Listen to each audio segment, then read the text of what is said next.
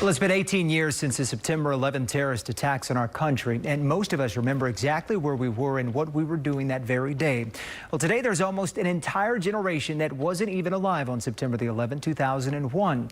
Now they're learning about the attacks and seeing those images from the day in school.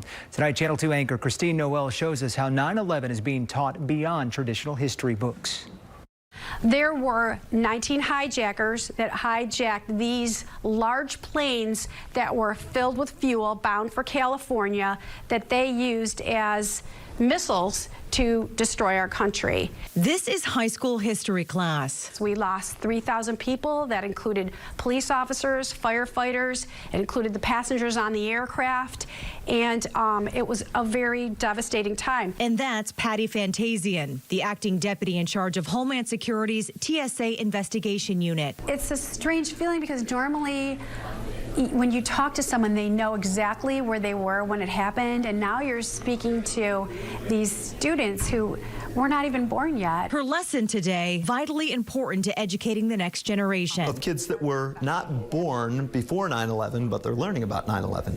And I can tell you as a teacher, it's very different between the two.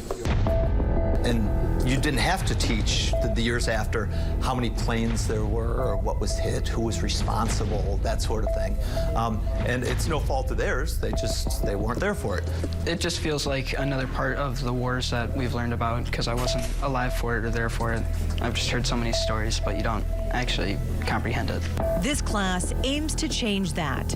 That was a very tragic day for our country. 8:45 a.m. on 9/11. Okay?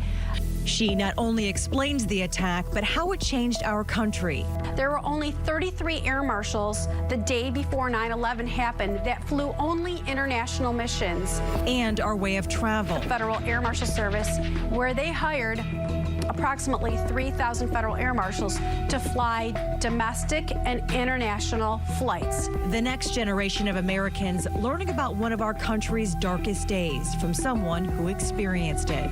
When you teach them this is what was happening before and this is what's happening after, they start making connections.